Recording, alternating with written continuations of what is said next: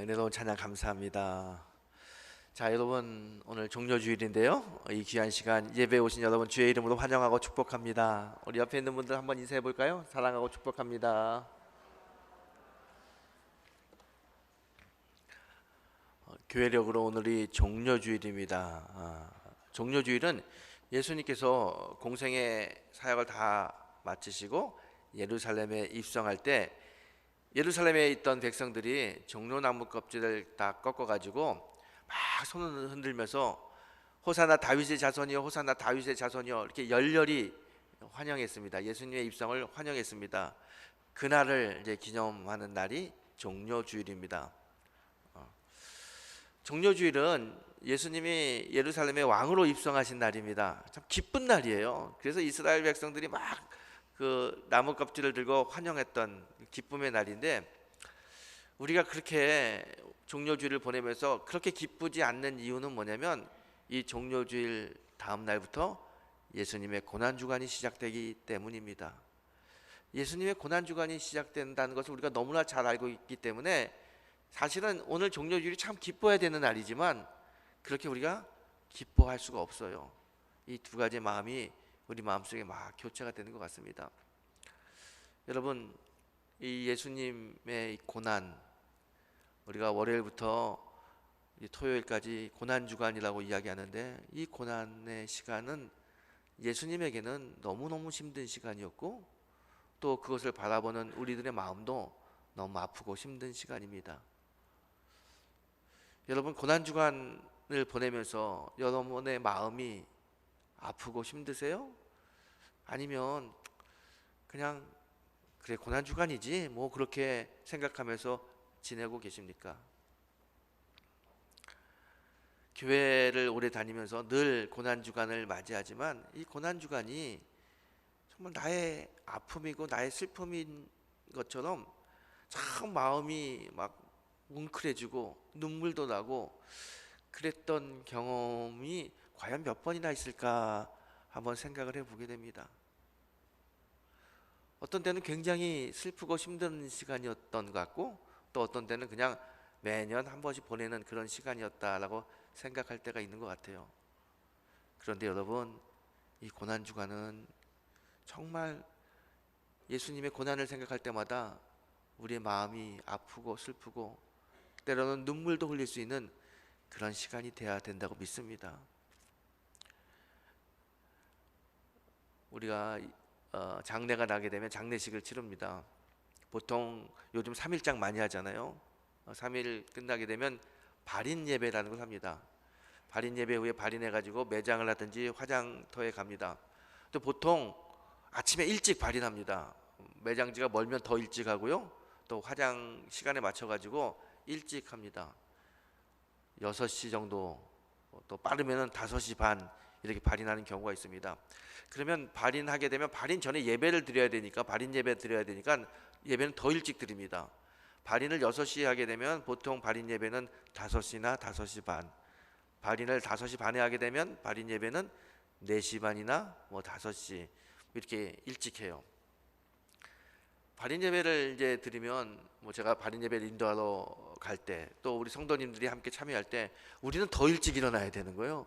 뭐 5시에 발인 예배를 드린다 그러면 보통 4시에 일어나 가지고 준비하고 나갑니다. 그래서 발인 예배를 참석하다 보면요 거의 아침을 먹고 가는 일은 없습니다. 아침을 먹지 못하고 예배에 참석하죠. 그리고 예배가 다 마친 다음에 또 우리 성도님들이 화장터에 같이 따라갑니다. 시신이 화구에 들어간 다음에 다시 모여가지고 예배를 드립니다. 예배를 딱 드리면 그 화장터에서 이야기하죠. 이제 시신이 언제쯤 이제 다 수습이 됩니다.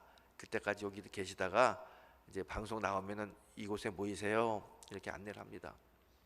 그러면 그때 예배 드렸던 또 같이 교회에서 같이 갔던 성도님들이 이제 그때 비로소 이제 그럼 우리 아침 먹읍시다. 그래서 아침을 먹으러 가요. 어떤 때는 장례식장 옆에 화장터 옆에 뭐 식당에 가기도 하고 요즘은 이 화장터에 다 식당이 있으니까 구내 식당을 이용하기도 합니다. 주로 메뉴는 설렁탕을 많이 먹었던 것 같아요. 이제 같이 예배드린 사람들, 같이 교회 출발했던 분들과 함께 또 유가족들과 함께 식사하러 갑니다. 새벽 4시부터 일어나가지고 다니까 얼마나 배가 고파요. 설렁탕을 딱 놓고 먹으면 참 맛있어요. 제 생각으로는 이거 맛있어 하면 안 되는데, 장례식에서 슬퍼해야 되는데, 그런데 정말 맛있어요. 배가 고프니까 그런 것 같아요. 저만 그런 게 아니라 주변에 같이 식사하는 사람들이 다 맛있게 잘 먹어요. 참 슬픈 장례식장인데 그래도 잘 넘어가더라고요. 잘 넘어가. 저는 이 설렁탕을 먹으면서 이게 슬픈 장례식장 와서 왜 이렇게 내가 잘 먹어도 되나, 맛있게 먹어도 되나, 그런 생각을 종종 합니다. 그런데 주변을 보게 되면 같이 갔던 성도님들은 잘 먹는데 유독 아침을 못 먹는 분이 계셔요. 누구냐면 유가족들이죠. 유가족들은 같이 먹자고 해도 그냥 설렁탕 앞에 놓고 먹지를 못해요. 그냥 목이 메어가지고 먹지를 못합니다. 특별히 자기가 사랑하는 아내, 남편이 먼저 죽었어요. 그 장례식장 앞에서 음식이 넘어가지 않습니다. 사랑하는 아들과 딸이 죽었어요. 그 장례식을 치르면서 그 부모가 음식이 입에 넘어가겠습니까? 목이 메어서 넘어가지 못하죠. 우리 아버지, 우리 어머니가 돌아가셨는데 참 슬퍼요. 너무 슬퍼서 음식을 먹을 수가 없어요. 물도 잘 마실 수가 없습니다. 제가 유가족들이 음식을 먹지 못하는 모습을 보면서, 또 저를 비롯해서 같이 갔던 조문객들이 밥을 잘 먹는 모습을 보면서 이렇게 왔다 갔다 왔다 갔다 하면서 생각을 해요. 우리도 참 슬프다고 생각하는데, 내 사랑하는 우리 권사님이, 집사님이, 장로님이 돌아가셔서 난 담임자로서 참 슬픈데, 담임자로서. 근데 나는 이렇게 밥을 잘 먹고 있을까? 이유가 뭘까? 좀 생각을 해봐요. 이유는 뭘 것 같아요? 단 하나입니다. 그 장례식의 그 죽음이 나는 머릿속으로는 슬프지만 나하고 직접적인 상관이 좀 없는 거예요. 내 아내도 아니고 내 남편도 아니고 우리의 어머니 아버지도 아니고 내 자식도 아니니까 조금 거리가 있어요. 그러니 그냥 아침에 배고프니까 잘 밥을 먹게 됩니다. 하지만 이 장례식이, 이 죽음이 나하고 직접적으로 연관이 있으면 잘 먹지 못해요. 너무너무 아파서, 괴로워서, 슬퍼서 물 한 모금도 잘 마실 수 없습니다. 여러분,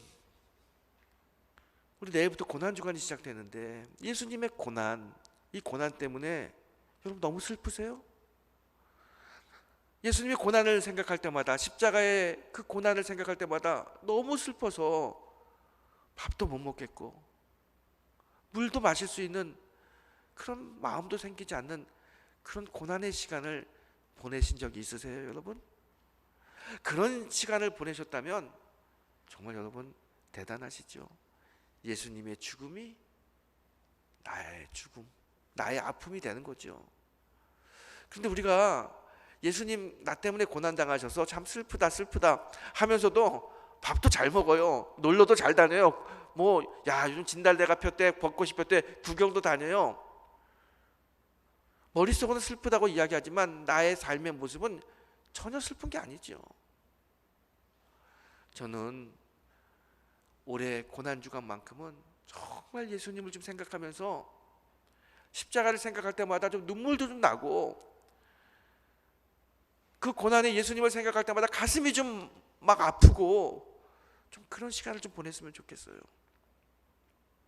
우리가 이 고난주간을, 예수님의 고난을 생각하며 잘 보내야 우리가 하나님 앞에서 바로 설 수 있습니다.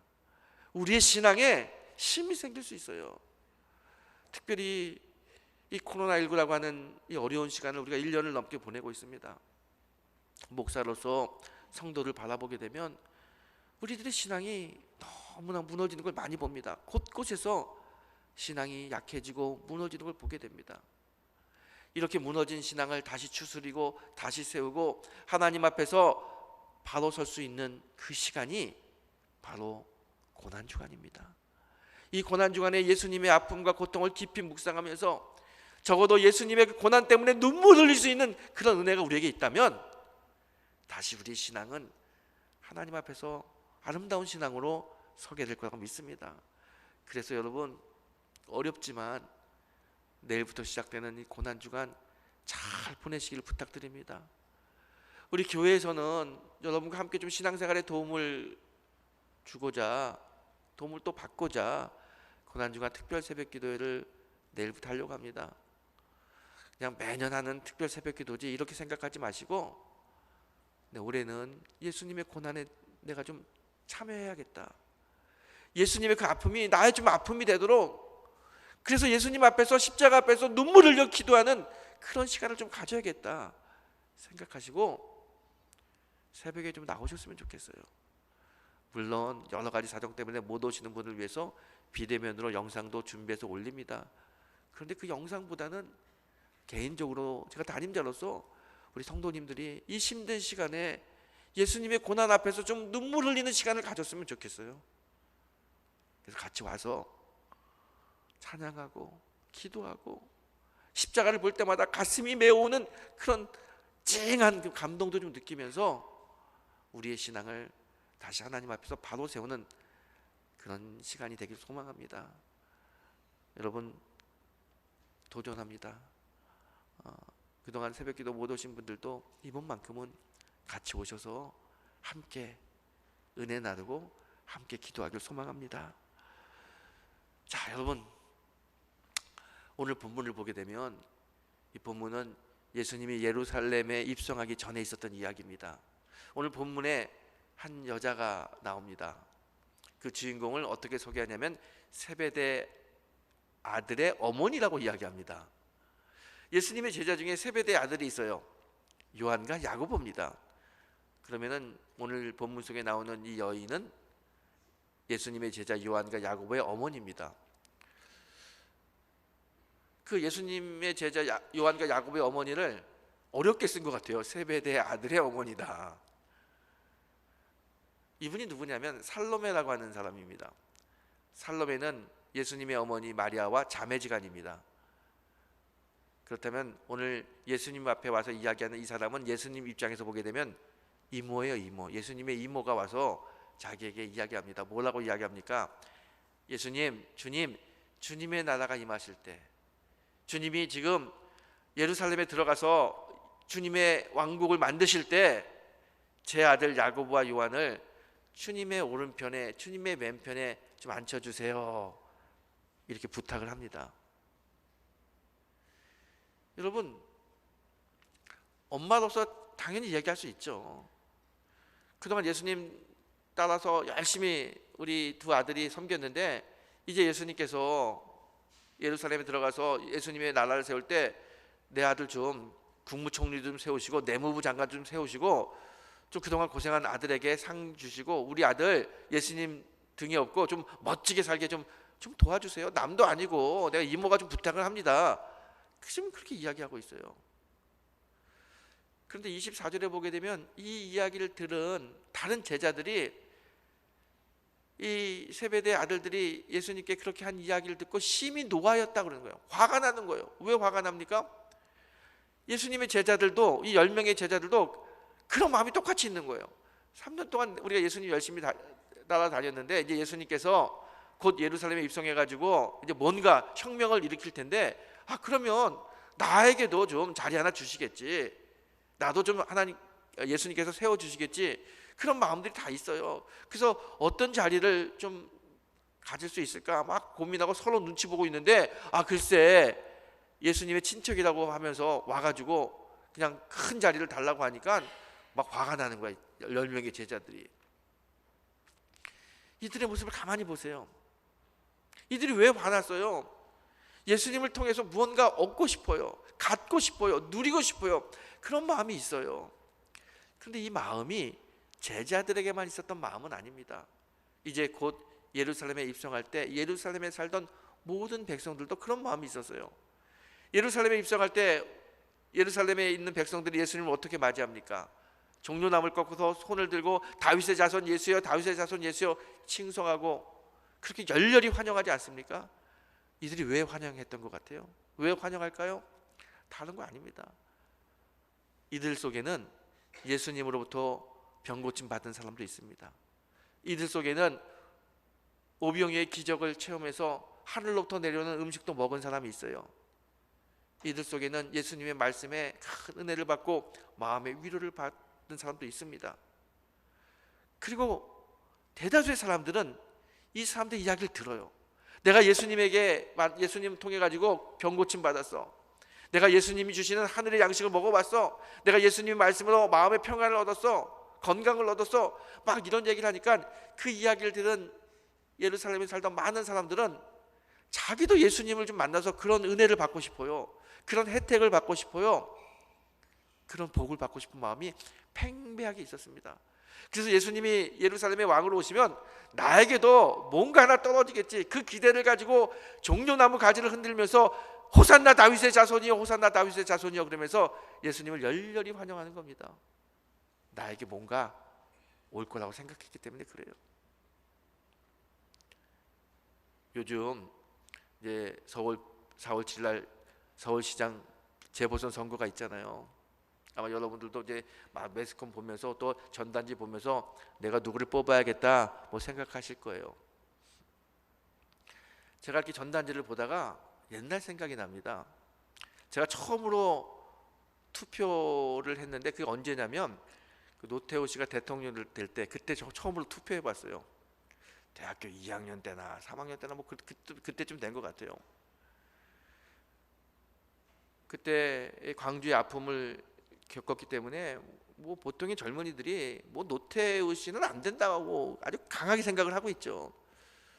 그 지극하게 평범한 정서였어요. 그런데 갑자기 저희 친구가 오더니 저한테 그래요. 나는 이번에 노태우를 찍어야 될 것 같아. 그래요.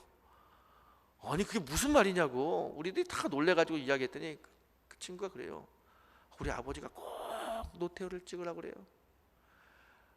아버지 지인이 있는데 노태우 씨하고 같은 고향 사람인데 이 사람이 되면 아버지의 지인이 좀 뭔가 혜택을 받고, 아버지의 지인이 혜택을 받으면 우리 아버지도 혜택을 받고, 우리 아버지가 혜택을 받으면 너도 혜택을 받는다, 자기한테 그런다는 거예요. 그러니까 너도 혜택 받으려면 노태우 씨를 찍어야 된다고. 그래서 그 친구가 나도 아무래도 뭐 내가 그분이 돼야 나한테도 뭔가 떨어질 것 같아, 그런 얘기를 해요. 깜짝 놀라가지고 그때 막 논쟁했던 그런 생각이 듭니다. 우리가요 그냥 막연한 게 있어요. 지금 뭐 오세훈 씨건 또 누가 나왔어요, 박영선 씨건 알지 못하지만 누가 되면 이렇게 연결해가지고 그 사람이 되면 나에게 조금이라도 이익이 온다, 혜택이 온다, 그런 기대감이 있으면 그 사람 찍어주는 거예요. 이 예루살렘에서 살던 사람들, 오늘 종려주일날 막 가지를 흔들면서 예수님을 환영했던 그 사람들 마음이 똑같은 마음이에요. 예수님이 오시면 나에게 뭔가 있을 거야, 그런 마음이 있었기 때문에 예수님을 그렇게 열렬히 환영합니다. 그런데 예수님이 예루살렘에 입성한 지 하루가 지나요, 이틀이 지나요, 3일이 지나요, 5일이 지나는데 예수님에게 아무 변화가 일어나지 않는 거예요. 자신들은 생각할 때 예수님이 혁명을 일으켜가지고 정권을 잡겠다, 로마를 물리친다 뭐 이런 생각했는데 전혀 그러지 않아요. 실망합니다. 점점 실망해요. 이렇게 실망하고 있을 때 대제사장들과 서기관들이 뒤에서 예수를 죽여야 된다고 또 막 유언비어 퍼뜨리죠. 그게 막 사람들의 마음에 사로잡아가지고 예수님을 죽여야겠다고 생각하는 거예요. 6월절 날 이스라엘 전통에는 죄인 하나를 풀어주는 전통이 있습니다. 빌라도가 물어봐요. 바나바와 예수님 중 누구를 풀어줄까요? 물어봤을 때 당연히 예수님을 풀어줘야 된다고 이야기했는데 다 예수님을 죽이라고 이야기하는 거예요. 결국 예수님이 십자가에 못 박혀 돌아가시죠. 이들이 불과 5일 만에 이렇게 예수님을 환영하다가 예수님을 죽이라고 하는 그 이유, 마음의 변화가 왜 일어났어요? 그 5일 동안 자기들의 기대가 이루어지지 않으니까 뭔가 하나 떡고물이라도 나에게 떨어질 거라고 생각했는데 그게 안 되니까 그냥 싹 돌아서서 예수를 죽이라고 그렇게 이야기하는 겁니다. 예루살렘에 살던 백성들이. 여러분, 이 모습이 어쩌면 우리들의 신앙의 모습과 비슷하지 않나 생각을 해봅니다. 우리가 예수님을 믿고 예수를 믿는 여러 가지 이유가 있잖아요. 여러분, 왜 예수를 믿으세요? 어떤 분은 예수 믿고 축복받기 위해서입니다. 사업이 잘 되길 원합니다. 자녀가 잘 되길 원합니다. 또 내 마음에 평강이 일어나길 원합니다. 다 그런 이유가 있어요. 물론 너무너무 중요한 이유고, 또 예수를 믿으면 하나님의 은혜로 잘 되는 그런 복이 임합니다. 그건 부인할 수 없어요. 그런데 그 예수님의 그 축복, 예수님께서 주시는 그것 때문에 우리가 예수를 믿는다? 그건 아닌 것 같아요, 여러분. 한 분은 정말 교회에 열심히 신앙생활하던 집사님이 계셨어요. 헌신도 열심히 하고요, 예배도 열심히 드리고요, 성경 공부도 열심히 해요. 이 집사님에게 아들이 있는데 삼수생이에요. 그 아들을 위해서 기도하는데 계속 대학에 떨어져요. 결국 4번을 시험 쳤는데 4번이 다 원하는 대학에 입학을 못했어요. 이 집사님이 내가 이렇게 열심히 섬기고 기도하고 하나님을 했는데 하나님 어떻게 이렇게 내 하나의 소원도 하나 들어주지 못하냐고 그렇게 시험에 들더니 교회를 나오지 않는 거예요. 여러분, 우리가 예수를 믿는 이유가 내 자식이 잘 되고 우리 가정이 잘 되고 우리 사업이 잘 되고 그게 예수를 믿는 첫 번째 이유입니까? 아니죠. 우리가 예수를 믿는 이유는 죄사함 받고 구원받기 위해서입니다. 우리의 영혼이 구원받기 위해서 우리가 예수를 믿는 거지, 잘 되기 위해서, 건강하기 위해서 그렇게 그것 때문에 예수를 믿는 게 아닙니다. 우리가 구원을 받으면 구원받은 백성에게 주시는 하나님의 은혜가 있어요. 그건 덤으로 따라오는 거지, 그것 때문에 예수를 믿고 그것 때문에 교회를 다니는 건 아니라는 거예요. 지금 예수님의 제자들, 예수님의 이모라고 하는 세베대 아들의 어머니 살로메, 예루살렘에 살던 그 많은 백성들 다 착각하는 게 있어요. 예수님이 예루살렘에 입성한 이유는 나의 죄를 씻기고 구원의 길을 열어주기 위해서 오시는 건데, 다 그냥 한 자리 차지하고 예수님 때문에 뭔가 얻으려고, 저 사람이 예수님 때문에 뭘 얻었으니까 나도 그런 은혜가 임할 거라고, 이 생각 때문에 지금 다 예수님을 환영하고 있어요. 이건 본질이 왜곡된 겁니다. 우리가 예수 믿는 이유는, 예수님이 이 땅에 오신 이유는 우리의 죄를 용서해 주시고 구원받게 하기 위해서입니다.